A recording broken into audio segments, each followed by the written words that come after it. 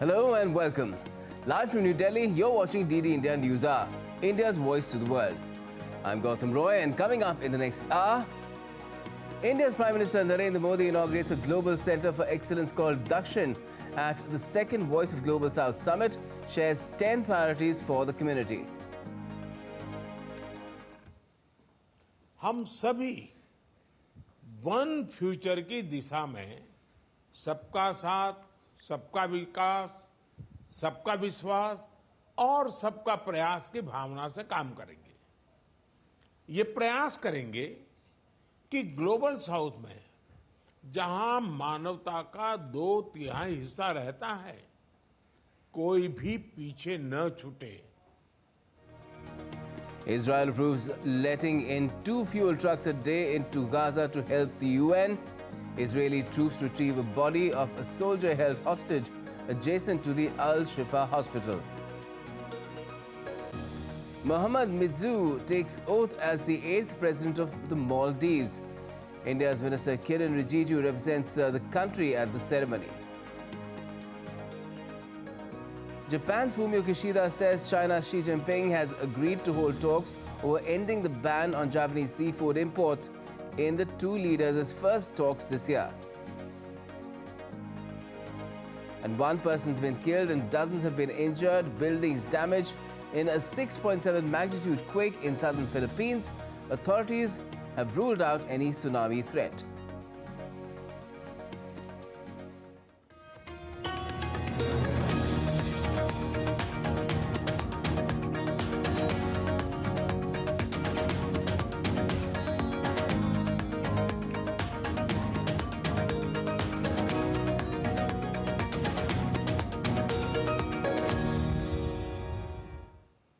India hosted the second edition of the Voice of Global South Summit on Friday, where leaders of over 100 countries gathered virtually.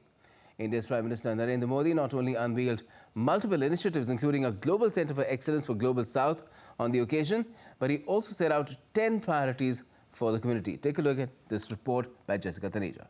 Second edition of the Voice of Global South Summit brought together developing nations to share concerns and challenges.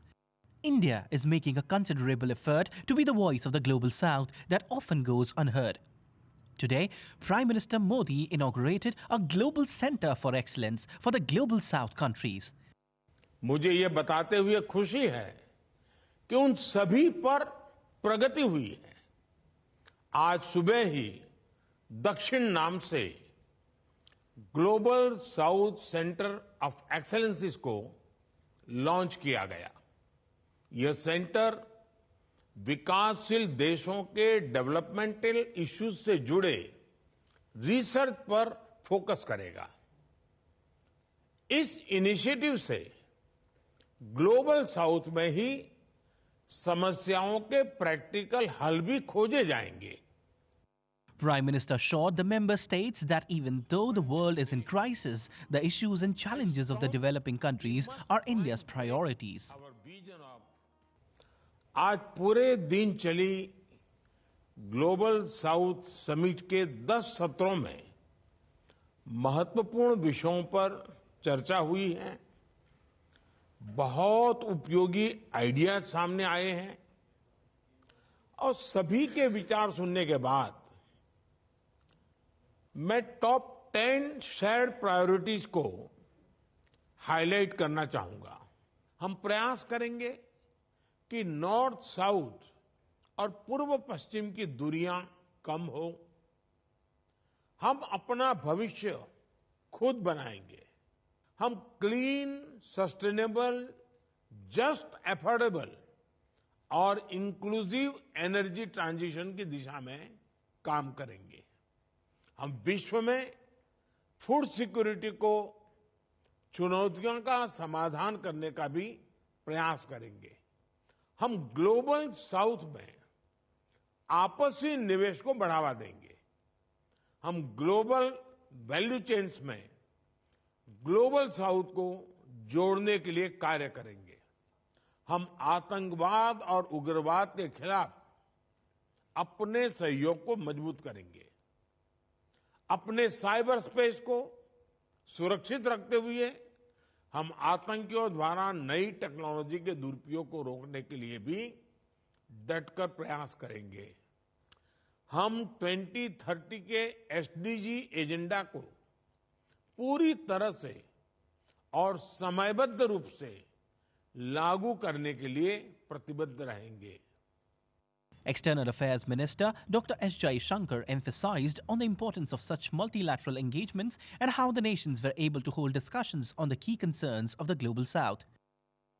As we look ahead, our vision of everyone's growth with everyone's trust is far from accomplished.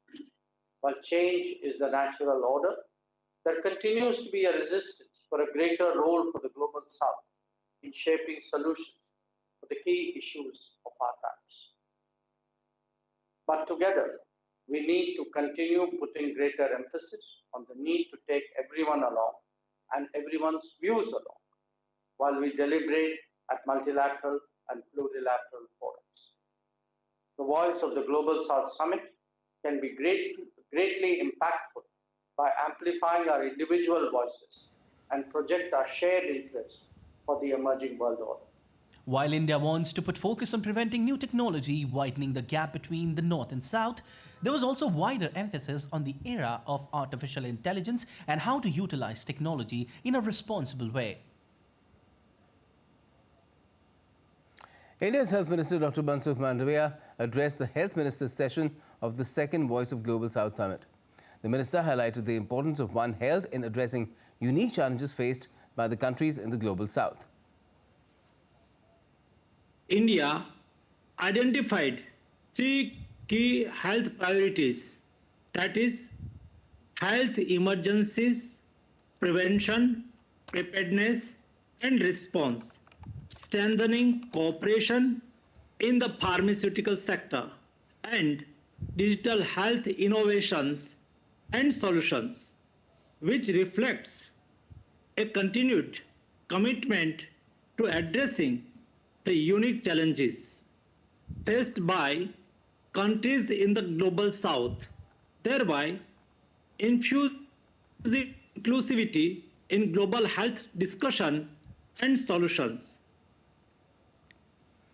India's Foreign Secretary Vinay Mohan Kwatra, speaking at a media briefing on Friday, talked about the second Voice of the Global South Summit, and he said that the second edition of the summit picked up the momentum of the first edition.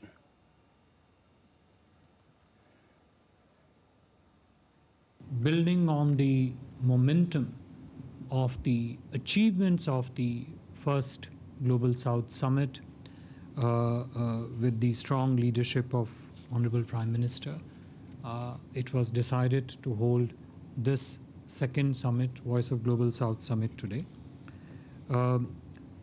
The summit, like the first summit, had leader sessions, the inaugural and the concluding sessions, and also the 8 ministerial sessions, which included 2 sessions of the foreign ministers, one devoted to the larger developments around the world and how they impact Global South, and second more on developmental agenda of the Global South.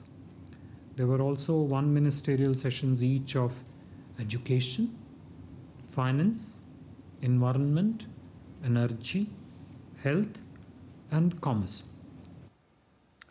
Now, Israel's war cabinet has approved letting in 2 fuel trucks a day into Gaza to help meet UN needs. The official, who declined to be identified, said that the decision has come after a request from Washington, D.C. The fuel will be the fuel, in fact, will give minimal support for water, sewage and sanitary systems in Gaza to prevent any pandemics. The official added that allowing in the fuel gives Israel extra room to maneuver in the international arena so it can continue its campaign to eradicate Hamas. Israeli military has found a body of an Israeli hostage taken into Gaza by Hamas in its attack last month. Israel's military spokesperson said the body of Yehudit Weiss was recovered by troops in a building near the Al-Shifa hospital in Gaza. And the IDF has shot dead 2 gunmen who had opened fire at the troops near the West Bank city of Hebron. The Israeli military said There are no reports of injuries from the Israeli side. Meanwhile, Hamas and the Islamist Jihad clashed with Israeli forces in Jenin for several hours on Friday. This resulted in heavy gunfire and ambushes with explosives. EU Foreign Policy Chief Joseph Borrell on Friday met family members of Israeli hostages held by Hamas. Borrell posed for pictures with the hostages' families who held posters of their loved ones after a breakfast meeting in Tel Aviv. On his first visit to Israel since October 7th assault, EU's top diplomat urged Israel not to be consumed by rage in response to last month's Hamas attack. Sources say Pope Francis is also scheduled to meet relatives of Israeli hostages taken by Hamas, and that will happen next week. Japanese Prime Minister Fumio Kishida urged Chinese President Xi Jinping during the meeting in San Francisco to end a ban on imports of Japanese seafood. After the Fukushima nuclear plant wastewater release began on the 24th of August, China had instituted a ban on all seafood imports from Japan. Worsening economic circumstances since then seem to have prompted China to recalibrate ties with nations like the US and Japan. The Chinese leader's first meeting this year with the Japanese PM closely followed his meeting with US President Joe Biden after an entire year. Regarding the release of ALPS advanced liquid processing system, treated water into the ocean, I sought calm response from China based on scientific evidence and strongly urged China to lift the ban on importing Japanese food. On the other hand, an 11-day nationwide military drill is underway in Japan to prepare its air, sea and land forces for a potential conflict in East Asia. During the exercise, Japanese Marines could be seen conducting beach landing exercises. Hovercraft delivered amphibious assault vehicles to Tokunoshima in Japan's southwest during the exercise. The drills, which end on the 20th of this month, also include an air defense exercise in Japan's north, simulating the response to attacks on 5 nuclear reactors, including the defunct Fukushima nuclear power plant. Russia has said that its forces shot down a Ukrainian MiG-29 fighter, while Ukraine claimed its armed forces intercepted Russia's missiles. According to official briefings from the two countries, the Russian forces repelled Ukrainian offensives in Kupiansk, Kransky Liman, Donetsk and other directions, destroyed Ukrainian artillery systems and command posts.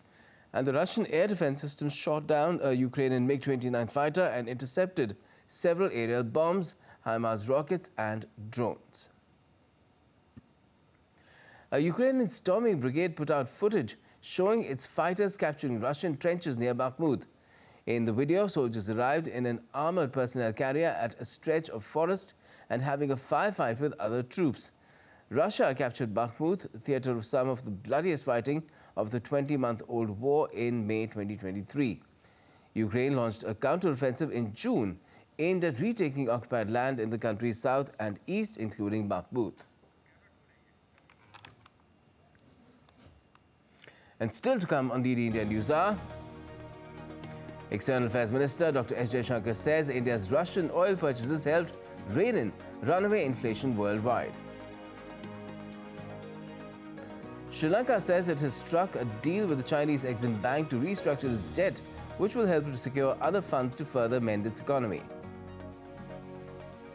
And US President Joe Biden hosts a gala dinner for heads of delegation at the APEC summit in San Francisco, hailing the power of the Pacific.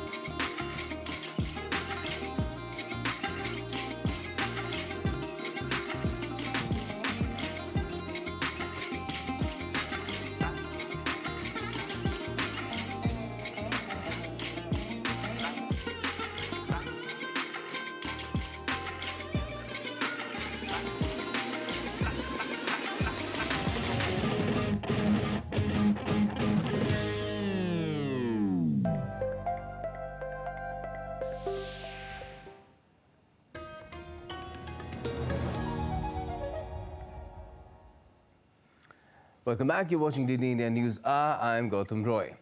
Now, during a conversation hosted by the High Commission of India in London on Wednesday titled How a Billion People See the World, Indian External Affairs Minister Dr. S. Jaishankar highlighted that the oil purchase policies of India amid the Russia-Ukraine war managed global inflation. He also asserted the role of India's strategic move in stabilizing global oil and gas markets. A lot of countries didn't fully understand that the repercussions of this conflict were global. They were impacting the world economy. My own sense is there's a broader understanding and appreciation of the position that we took. Certainly, as a very major energy consumer, it was important that our policies and our choices did not have the impact of further raising energy prices. So if there was limited energy in the energy markets, it was useful that these were distributed in a way in which prices remained more stable. Global investment bank Morgan Stanley has forecast India's growth to sustain at robust levels of 6.4% in 2024 and 6.5% in 2025. Morgan Stanley says India will outperform not only China, but many other emerging market competitors next year. The same report also predicts that there could be high volatility for Indian equities in early 2024 amid the general elections. The investment bank has continued to maintain its positive stance for India for the next coming years. The festive season proved to be instrumental in substantial and robust surge of digital payments to unprecedented levels in October 2023. The Reserve Bank of India has said that the Unified Payments Interface added another billion to reach 11 billion transactions in a short span of 2 months, the quickest addition of a billion to date. Sri Lanka has shared details of its agreement with China's Exim Bank with the Paris Club. Reports from local news portals indicated the island nation had come to an agreement with the Chinese Exim Bank in October this year to restructure the debt owed by Sri Lanka. Central Bank Governor Nandalal Veerasinghe emphasized the significance of this development, noting that sharing these details was a crucial step towards potential assistance from the Paris Club. Veerasinghe expressed hope that this would pave the way for clearing an impending International Monetary Fund review before the year's end. Veerasinghe highlighted the nation's efforts to align with December IMF targets concerning reserves and central bank credit to the government. US President Joe Biden has signed a stopgap spending bill averting a government shutdown in what has come as a major relief for federal workers. Biden approved the bill a day after it was passed by the Senate. The Senate vote marked the end of this year's third fiscal standoff in Congress that saw lawmakers bring Washington to the brink of defaulting on its more than $31 trillion in debt. A partial shutdown would have led to delayed salary payments to 4 million federal employees. India's External Affairs Minister Dr. S. Jaishankar has reiterated that Canada has never provided any evidence on Khalistani leader Hardeep Singh Nijjar's killing. Responding to a question at an event in London, Dr. Jaishankar said that India is not ruling out an investigation into Canada's accusation, but Ottawa is yet to provide any evidence to back its claim. In Canada, we feel that the Canadian politics has given space to violent and extreme political opinions which advocate separatism from India, including through violent means. And these people have been accommodated in Canadian politics. They are given the freedom to articulate their views. If you have a reason to make such an allegation, please share the evidence with us. We are not ruling out an investigation and looking at anything which they may have to offer. They haven't done so. And referring to pro-Khalistani protesters attacking a consular camp in Canada, Minister of External Affairs said the Vienna Convention on Diplomatic Relations must be respected. Our High Commission and consulates in Canada regularly organize consular camps. One such camp was organized near Vancouver on November 12th or 13th to provide life certificate to pensioners. The event was held successfully despite attempts by a few radical elements to cause trouble. Our Consul General was not present at that site. We reiterate the need for nations to respect the Vienna Convention on Diplomatic Relations so that our diplomats can discharge their diplomatic obligations. Indian non-governmental entities led by InSpace are exploring partnership opportunities in the UAE to unlock collaborative potential with global companies. India, despite being a leading spacefaring nation, accounts for only 2% of the global space economy. InSpace, in collaboration with ISRO, is devising a decadal vision and strategy for the Indian space economy. The InSpace digital platform, launched in August 2022, streamlines application submissions, processing and approval for NGEs in the space sector. The platform has already admitted over 350 applications. US President Joe Biden hosted a gala dinner for heads of delegations at the APEC summit in San Francisco on Thursday night.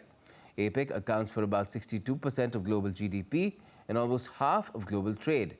It does not include India, but the South Asian nation was invited to attend as a guest economy. In his short address, Biden hailed the power of the Pacific to grow economies and connect people to one another. San Francisco at an inflection point in history. One of the full new challenges, it's not only challenges, but new threats as well. But we have to never forget that we can change and bend the arc of history for the better if we make up our mind to do it. That together we can harness the power of the Pacific to grow our economies, to uplift our workers, to protect our planet, to connect our people to one another and the future of greater prosperity and dignity for all. India's Minister of State for External Affairs, Meenakshi Lekhi, says security plays a pivotal role for an economy to sustain itself. While speaking at the Indo-Pacific Regional Dialogue 2023, she said security is as important as deeply connected with growth and prosperity. Economy is a very important pillar and limb, but in addition to economy, or for any economy to do well, secure conditions have to be there. So security is as important as deeply connected with growth and prosperity, and there comes Indian Navy and all navies of the world. All the countries which are littoral countries and many a times even landlocked countries, because even for their trade route, this region needs to be secured. A large group of international negotiators and United Nations representatives are meeting in Nairobi in Kenya to come up with an international treaty to tackle the world's plastic pollution problem. According to the United Nations, less than 10% of the plastic waste created globally has been recycled. Interlocutors are hoping to reach consensus on a legally binding agreement by next year. William Denslow reports from UN headquarters in New York. An estimated 430 million tonnes of plastic is produced every year, but the United Nations warns that 2/3 of it ends up thrown away. Scientists say this is creating an ecological crisis. The social and environmental cost of plastic pollution is estimated to be between $300 to $600 billion a year. And analysts expect plastic production to double over the next 2 decades. In a bid to turn the tide, negotiators from nations around the world gathered in Nairobi, Kenya this week as efforts continue to reach consensus on a treaty to address the threat of plastic pollution. This is the Intergovernmental Negotiating Committee's 3rd session, as it continues work on a so-called zero draft text. This means rethinking everything along the chain, from polymer to production, from product to packaging. We need to use fewer virgin materials, less plastic, and no harmful chemicals. We need to ensure that we use and reuse and recycle resources more efficiently and dispose safely of what is left over. A key mission is to see the world move from a throwaway economy to a reuse economy.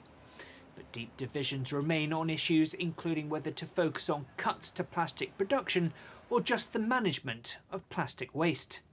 The INC3 meeting is slated to wrap up on Sunday, before delegates reconvene for another round of talks in Canada in April. William Denslow in New York reporting for DD India. Now let's take a look at some of the other updates that are coming in from around India. Well, polling for the assembly elections in India's Madhya Pradesh and Chhattisgarh states was held on Friday. Madhya Pradesh recorded a voter turnout of 71.11% till 5 p.m, while Chhattisgarh recorded a turnout of 67.34%. Efforts to evacuate 40 trapped construction workers in a tunnel in the northern Indian state of Uttarakhand have intensified. Some progress has been seen as heavy-duty drilling machine penetrated 21 meters of rubble on the Char Dham route. In India's northern state of Jammu and Kashmir, northern Union Territory of Jammu and Kashmir, 2 major operations were conducted by the army in the last 48 hours. 5 terrorists were gunned down in an encounter in Kulgam.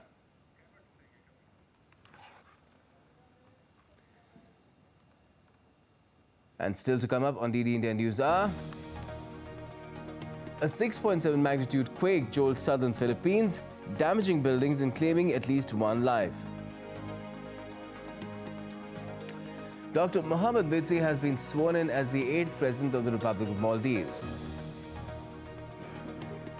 And SpaceX is set to test launch its biggest heavy-lift rocket, Starship, for the 2nd time on Saturday after a spectacular mid-air explosion during the first attempt in April.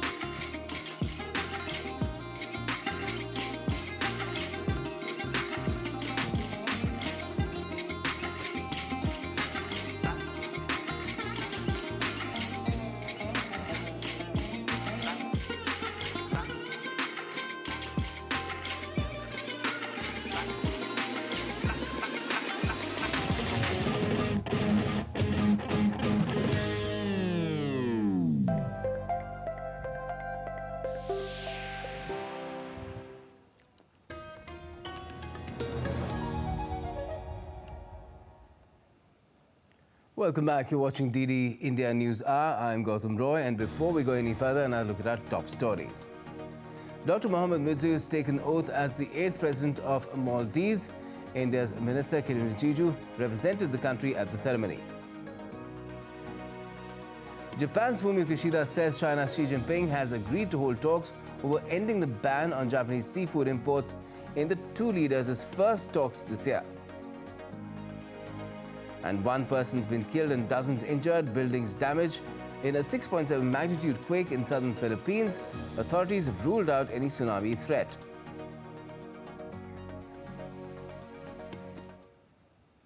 Let's take you back to our top story, which is about the 2nd edition of the Voice of the Global South Summit. And in terms of what's happened, we've seen Prime Minister Modi addressing them and announcing a Centre of Excellence for the Global South, apart from many other initiatives, and expressing the voice that the Global South needs to find its voice in global governance. It needs to be autonomous as well. There's been a lot of talk of self-reliance as well, and putting in place certain priorities, 10 of them that were enumerated by Prime Minister Modi as well for the Global South to move forward as far as this particular grouping, it's not really a grouping, it's a community really of nations is concerned. Remember the Global South Summit, the first one was called by India earlier in the year, just at the start of the year, to sort of frame the agenda for India's G20 presidency as well, where India wanted to put across what the Global South needs from the developed world in terms of how it wants to move forward in terms of its development and other aspirations. And now there was a stock taking and there was a move forward as well. Let's go across to our guest now. Ambassador J.S. Mukher is joining us, former Sherpa, India's Sherpa, G20 Sherpa, and former senior diplomat as well. Good evening to you. Ambassador Mukher, what do you make of what's happened today in the context of how things have shaped up for the voice of the Global South, which India is saying that it is, and it is acting on it. It's walked the talk as well after the G20 summit when this particular summit was held. Well, thank you and namaskar. Namaskar. Obviously, the second edition of the Voice of the Global South Summit is a very important development.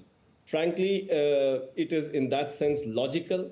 We had held the first summit at the beginning of our presidency, and I think, as you said, we have walked the talk, and therefore, I think at the inaugural, I would like to divide this into two parts. At the inaugural, the Prime Minister outlined what all India had actually done with regard to the Global South during our G20 presidency, culminating in the very successful G20 summit. In his valedictory or concluding session, he outlined the 10 priorities after listening to all the countries, all the views of the Global South, and putting together, he actually spelled out that there were, of course, many priorities, but the top 10 priorities according to him. So, but the short point, the most important for me is the fact that what the Prime Minister said, that while Global South as a geographical entity has been in existence for long, it is only now that in the changing context of the 21st century, that the Global South is getting a voice. So that, I think, is the main message, but obviously there are details there which we can discuss. Right. We're also joined by my colleague Jessica Taneja, who has been covering the entire event through the day. Jessica, you saw how the sessions progressed, and you saw how Ambassador Mukher mentioned the valedictory session as well. Excuse me.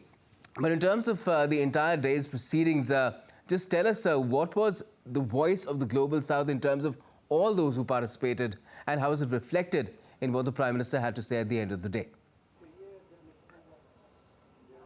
Well, I lost your voice there a bit, Gautam, but I will pick on the points that you had put out. Well, the Prime Minister in the inaugural session of the Voice of the Global South Summit did speak about the challenges faced by the countries that were earlier ignored, or countries that were at the mercy of other developed nations, especially in terms of supply. There was also an initiative taken by the Prime Minister on developing a young Global South, young forum, fellow forum as well. And of course, the Dakshin that you already spoke about. Various other initiatives and deliberations were taking place, and the Prime Minister was in fact also pointing out that India has walked the talk this time. The priorities taken up of the G20, of the nations, particularly the 125 nations, including the African Union, and those initiatives and deliberations have translated here as well. You saw it in the first Voice for the Global South Summit that was held earlier in January. A lot of initiatives and key issues that have carried forward, especially the 4 Cs that the Prime Minister pointed out: climate action, compatibility, and of course working together on various other initiatives, Gautam. Right. We seem to be having some sort of an issue with Jessica's audio, but Ambassador Mukher, in terms of the kind of initiatives that have been announced by Prime Minister Modi, one of course in the morning itself, the Centre of Excellence for the Global South, but there are others too. What sort of an indication do they give of the direction that the Global South, and indeed the kind of direction that India wants to give the progress of the Global South? Well, I think there are a number of initiatives, and already we have mentioned the Dakshin, which was something which we had voiced, Prime Minister had voiced at the first Voice of the Global South Summit, and today it came to fruition with the inauguration of Dakshin, the center, the global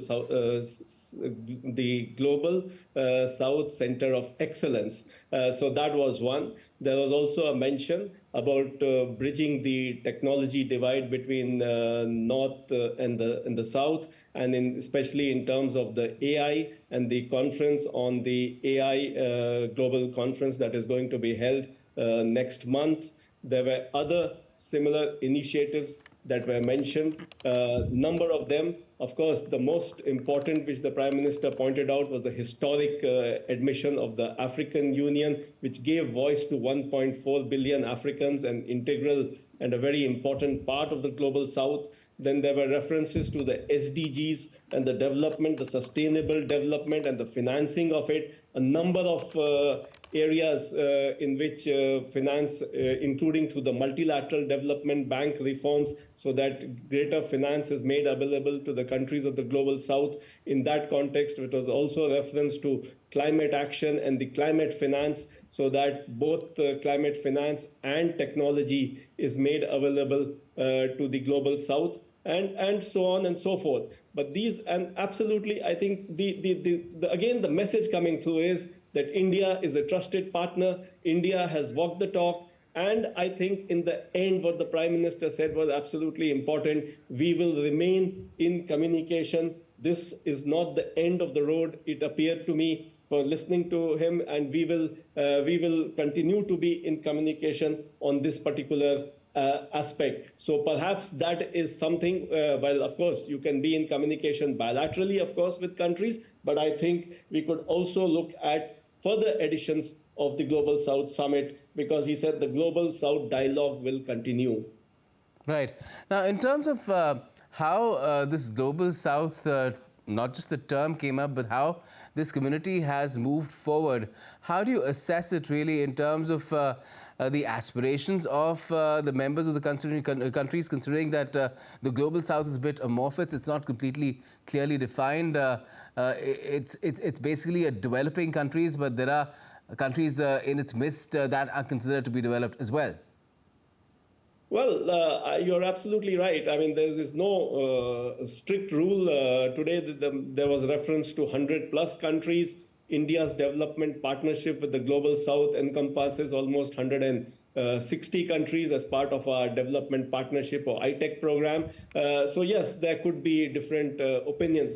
But the basic thing is not just the number of countries, but it's the commonality or similarity of their priorities, of their interests, of their concerns. I think that is important, and that I think is what India was trying to tell them, that in the G20, through these 200+ meetings, we took on board your concerns at the beginning, and we have voiced these, and many of these interests and priorities have gained consensus as part of the G20 summit declaration. Can you tell us, Ambassador, that at the end of the second Global South Summit, can there still be any discussion, debate, or even dispute about the leadership of the Global South?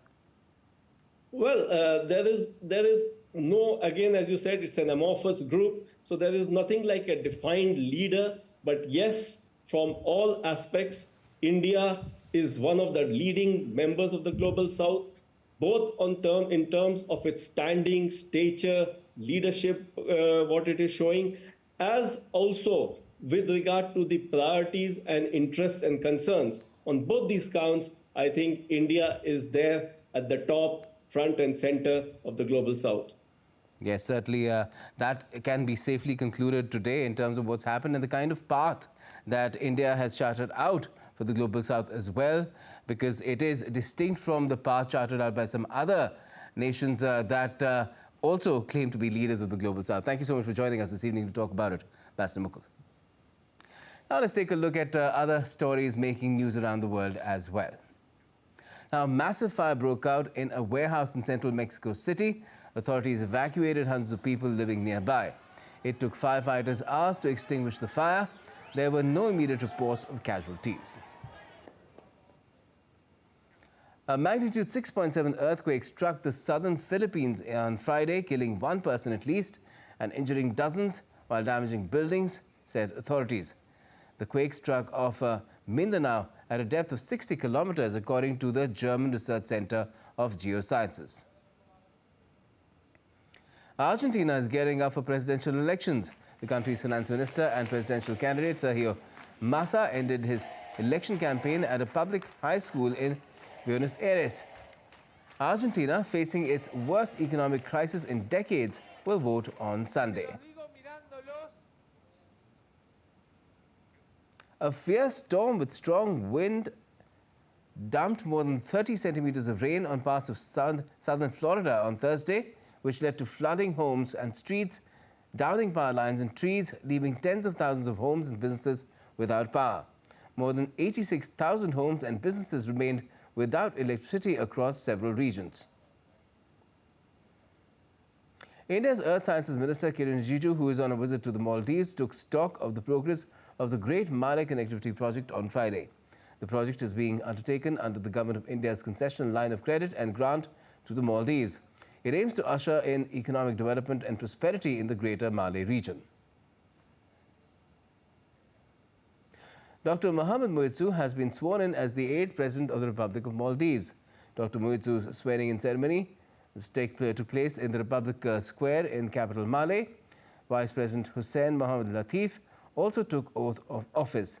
Their oaths were administered by Chief Justice of the Maldives, Ahmed Mutasim Adnan.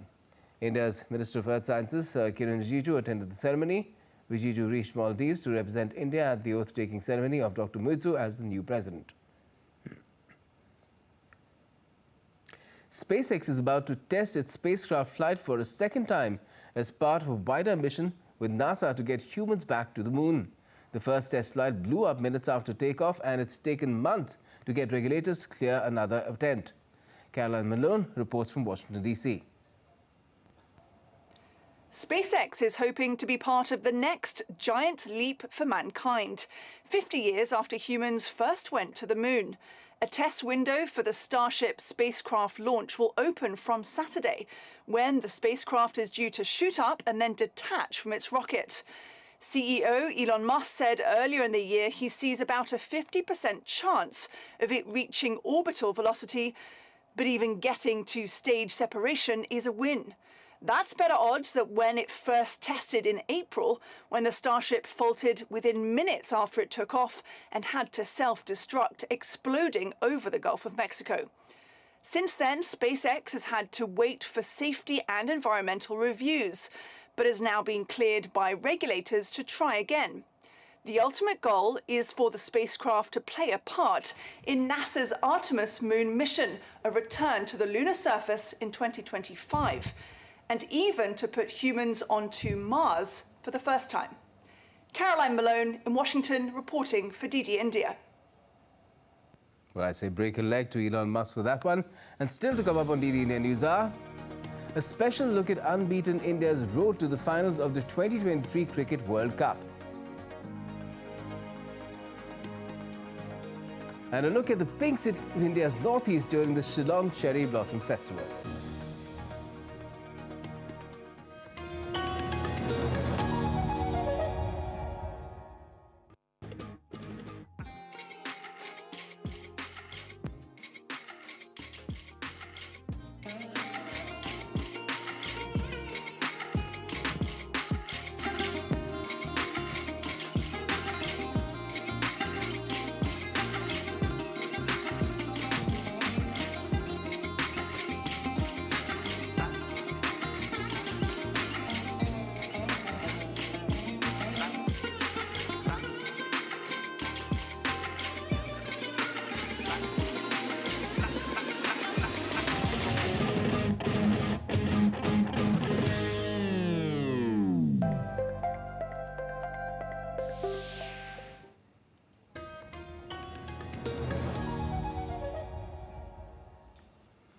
Welcome back. You're watching DD India News Hour. I'm Gautam Roy. The Defence Ministry of India today felicitated veterans and next of kin of martyrs as a curtain raiser for Armed Forces Flag Day 2023. Armed Forces Flag Day is celebrated in India on the 7th of December every year. The day honors the soldiers, sailors and airmen of the Indian Air Force. The day also raises funds for the welfare of armed forces personnel. हमने कुछ veterans को यहाँ बुला के उनसे उनके views लिए हैं और उनको सम्मानित भी किया है. It is not only related to 7th December especially. We have been doing this throughout India. Even in Aero India show we had done this. And काफ़ी सारे हमने outreach program किए हैं. हल्द्वानी में किया है, दिल्ली में किया है, and states also they do. And in addition 14 January को Veterans Day में भी काफ़ी outreach program होते हैं. The main aim was this basically this is sort of a curtain raiser for the CSR conclave which is going to happen by end of this month, where the Honorable Raksha Mantri will be. India's Khadi and Village Industries Commission is participating in the 42nd India International Trade Fair in New Delhi. Khadi India Pavilion in the trade fair reflects the theme of Vocal for Local, displaying a wide range of products of New India's New Khadi. DD India's Kriti Vatera reports. Minister for Micro, Small and Medium Enterprises Narayan Rane inaugurated Khadi India Pavilion at the India International Trade Fair. A glimpse of the products of New Khadi of New India has been presented through 214 stalls in the Khadi India Pavilion. Khadi India Pavilion is showcasing the products manufactured by skilled artisans of the country and also to promote the initiative of Prime Minister Narendra Modi's Vocal for Local and Self-Reliant India. हमारे माननीय पंतप्रधान नरेंद्र मोदी जी खादी को बढ़ावा दे रहे हैं. जो अब पहले की खादी अभी तो अलग-अलग फैशन में, डिजाइन में खादी आ रही है और यूथ लाइक कर रहे हैं. In this pavilion, the artisans of the country have been provided a momentous platform to exhibit their art. देश में उद्योग बढ़ने के लिए, प्रोडक्शन बढ़ने के लिए, जीडीपी बढ़ने के लिए ये मेला का उपयोग होगा. लोगों को जानकारी मिलेगी अलग-अलग प्रोडक्शन निकालने के लिए. The government is appealing everyone to buy indigenous products so that millions of artisans associated with Khadi and village industries in rural areas get livelihood opportunities. Right from the freedom struggle, Khadi has become a national icon for Indians. Khadi still prevails to empower Indians through the employment it is providing to the local artisans in rural areas, and government is not leaving any stone unturned to become vocal for its local artisans. With camera person Radhe Krishna, I am Kriti Vatera reporting from New Delhi for ED India. Deen Dayal Antyodaya Yojana National Rural Livelihoods Mission is an initiative by the Indian Ministry of Rural Development. The mission seeks to reach rural poor households to impact their livelihoods significantly. Saras Ajivika Mela has started an India International Trade Fair in which women of self-help groups from 28 states of India are displaying their varied range of products, mainly handicraft, handlooms and natural food items from rural areas across the country. It aims to reduce poverty by enabling the poor households to access gainful self-employment and skilled wage employment opportunities.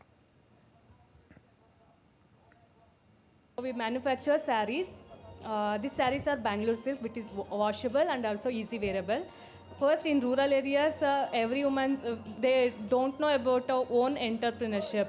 So NRLM introduced for women own internship, which is easy for working within 10 to 5 or easy time. They actually provide a training section also.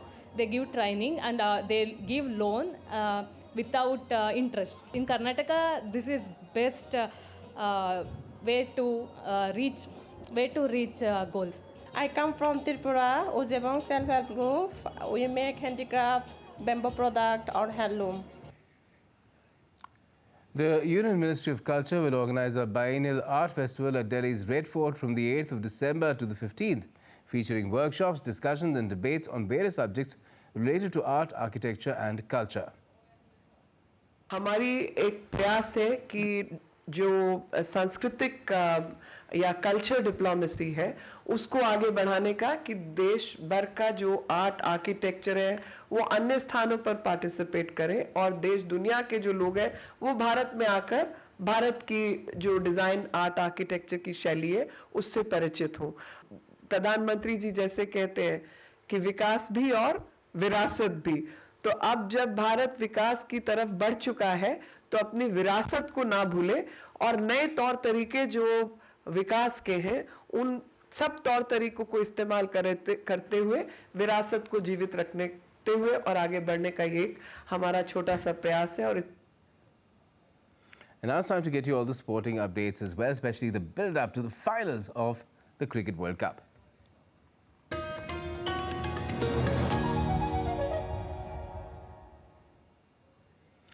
Well, India will face Australia in the finals of the ICC Cricket World Cup 2023 after the latter beat South Africa by 3 wickets in the second semi-final at the Eden Gardens. Let's take a look at India's journey into the World Cup finals. Armed with a formidable batting unit and a strong bowling attack, India have stormed into the first World Cup final in 12 years after winning 10 games on the trot. The latest being a 70-run win over New Zealand in a thriller at the Wankhede Stadium. Here is a look at India's unbeaten journey into the World Cup final. Match 1, October 8, 2023. India versus Australia. India won by 6 wickets with 52 balls remaining. Match 2, October 11, 2023. India versus Afghanistan. India won by 8 wickets with 90 balls remaining. Match 3, October 14, 2023. India versus Pakistan. India won by 7 wickets with 117 balls remaining.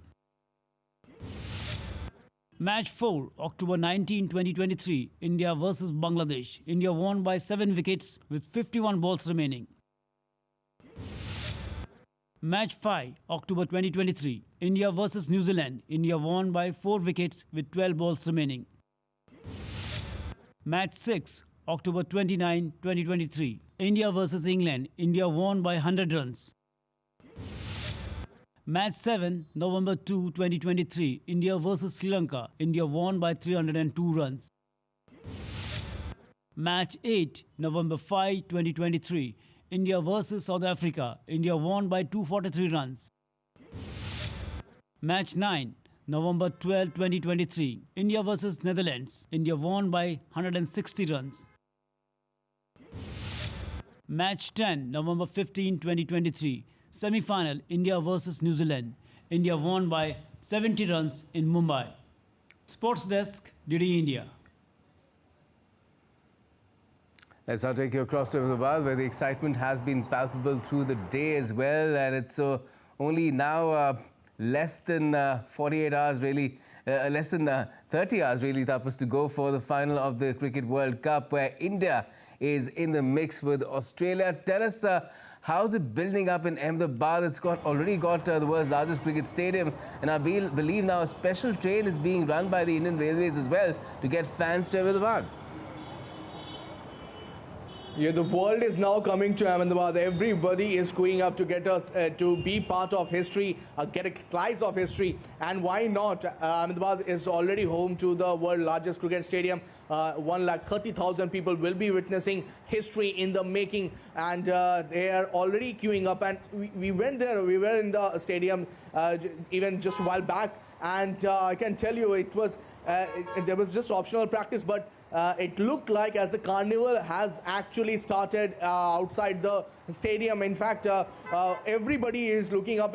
Anyone you ask, they will say, you are here for World Cup. What do you think about India's chances? Everybody is looking forward to India lifting their third Cricket World Cup. Remember, the last time India won the World Cup was way back in 2011, and it's been almost 12 years. So they will be looking to end their ICC World Cup drought at this particular venue, and what a way to do that in front of 130,000 people with 4 billion Indians all over the world queuing up to have a look at how this new India coming forward. So that's one way of looking at it. But it's not going to be easy, Gautam.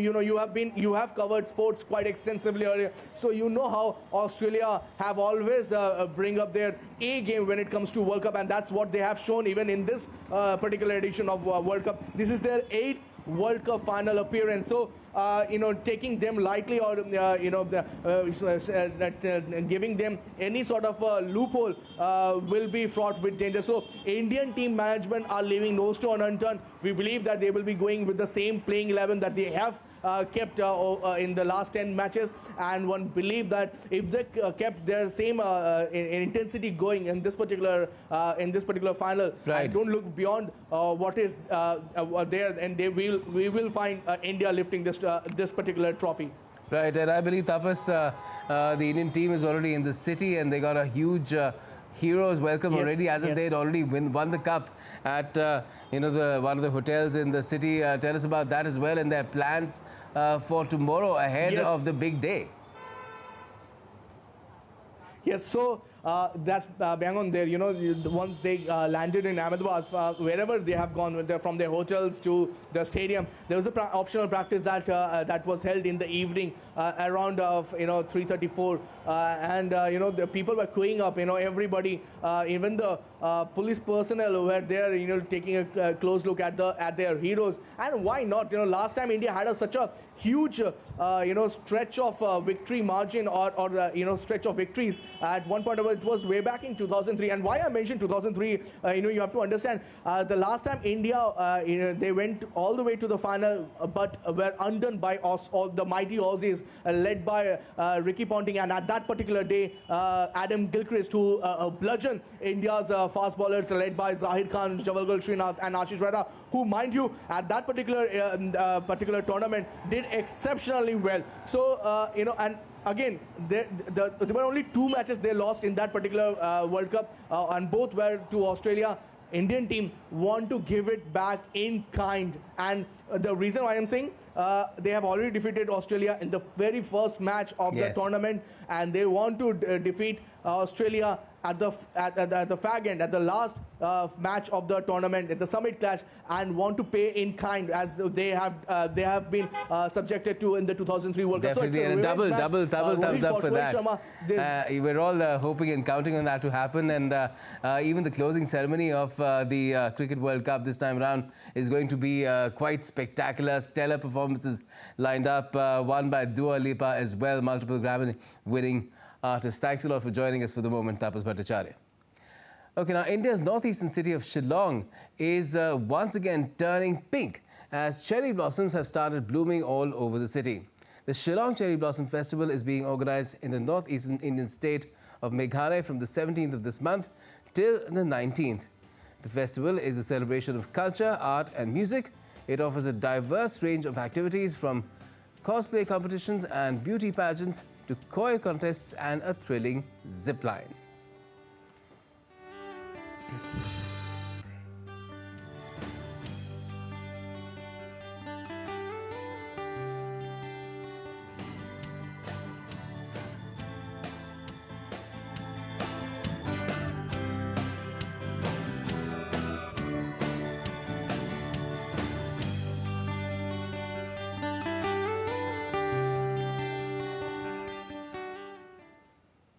Imagine, even if the zipline breaks, you can pray that you bounce on a bed of cherry blossoms. And that's all we have for the moment in this edition of DD India News Hour. But do let us know your thoughts on the news of the day. You can connect with us on Facebook, X, formerly Twitter, and Instagram. We'll be back with more news and updates as they break here on DD India. I'm Gautam Roy, and from all of us here in Delhi, thanks a lot for watching DD India News Hour.